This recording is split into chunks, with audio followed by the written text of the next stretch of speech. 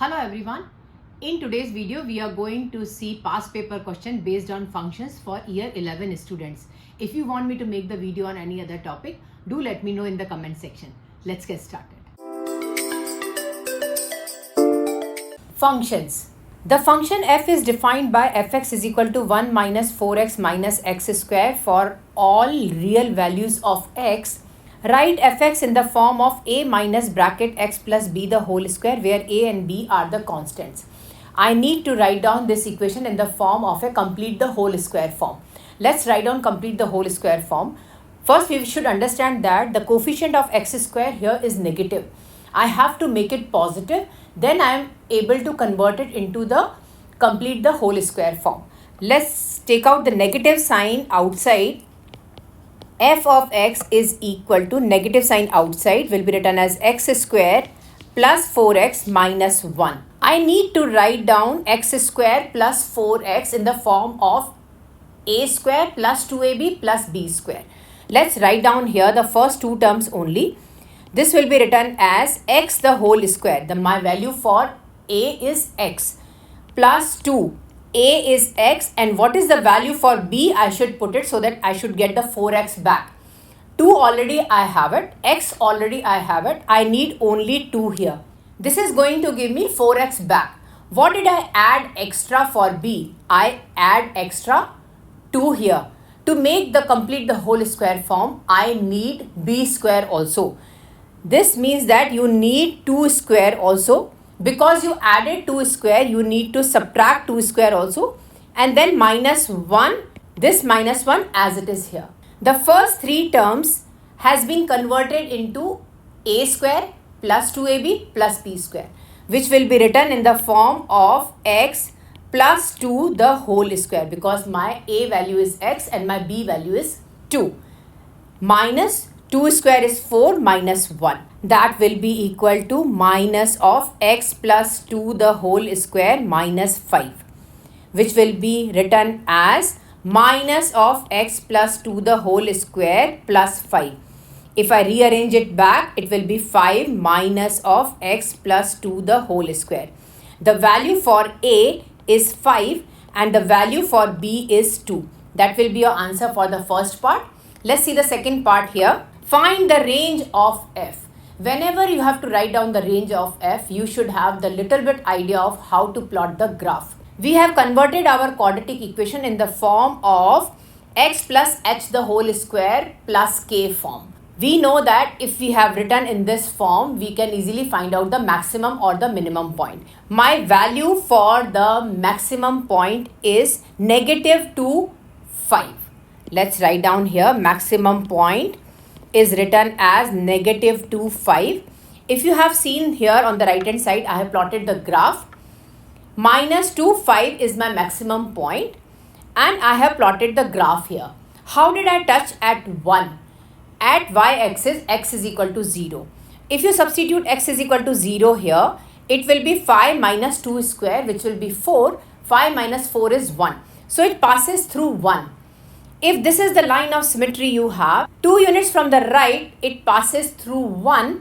2 units from the left, it should pass through 1. So I plotted the graph like this. I need to write down the range of f. Range of f is given as all the values below 5 is your range. Let's write down the range here. Range of f, which is equals to fx, will be less than or equal to 5. That will be your answer for the second part. Let's see the next part here. The function g is defined by gx is equal to 1 minus 4x minus x square. This is the same curve you have where x is greater than or equal to k. Where k is a constant, state the least value of k such that g has an inverse. We know that for the function to have an inverse, it should be a one-to-one function. To get the inverse of that one, I need to consider only one part of that from the maximum point. Either I have to take the left part or I have to take the right part. He says that x is greater than or equal to k. My values are minus 2 and greater than. That means I have to take the right side of the part. The value for the maximum value is minus 2. All the values should be greater than minus 2 for the x values. What will be my answer for k here? minus 2, right? X is greater than or equal to minus 2. That will be your answer for the C part. Let's see the next part here.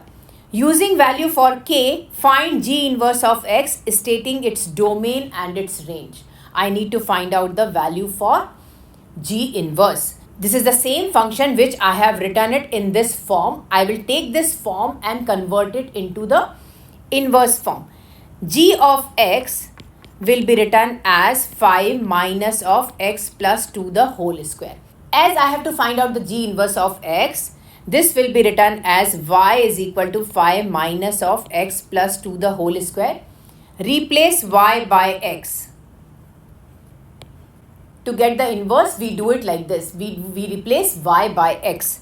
So it will be x is equal to 5 minus of y plus 2 the whole square. I have to get the answer for y from this equation. This will be written as y plus 2 the whole square is equal to 5 minus of x. I moved this on left hand side and I moved this on right hand side at the same time. Y plus 2 is equal to plus minus root of 5 minus of x. I took the root on other side. Y is equal to minus 2 plus minus root of 5 minus x. I have to pick either plus or minus. We have to pick one of that answer according to our domain. My domain is x is greater than or equal to minus 2. If I take minus 2 plus, am I getting the value greater than minus 2?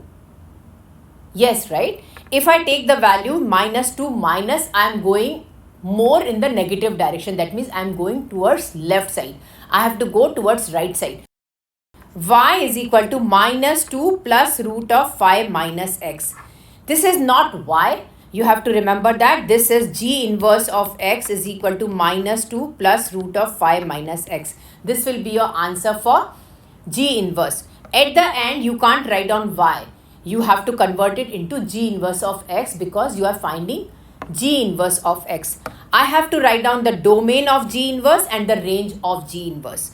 We know that the domain of G inverse is equal to the range of G. Range of G inverse is the domain of G. Do you have the domain of G? Yes, we have the domain of G. Domain of G is greater than or equal to minus 2. What it will be? Domain of G will become the range of G inverse. So the range of G inverse is greater than or equal to minus 2. This will be your answer for the range. I have to write down the answer for the domain.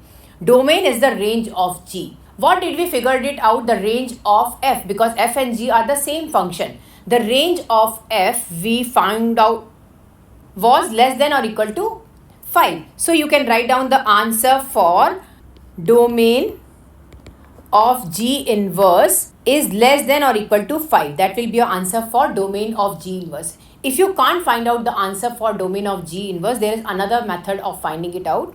We found out the G inverse here. We have the root inside it. Inside the root, the value should be always greater than or equal to 0. Why I included 0? Because this is in the numerator. You can write down 5 minus x should be greater than or equal to 0.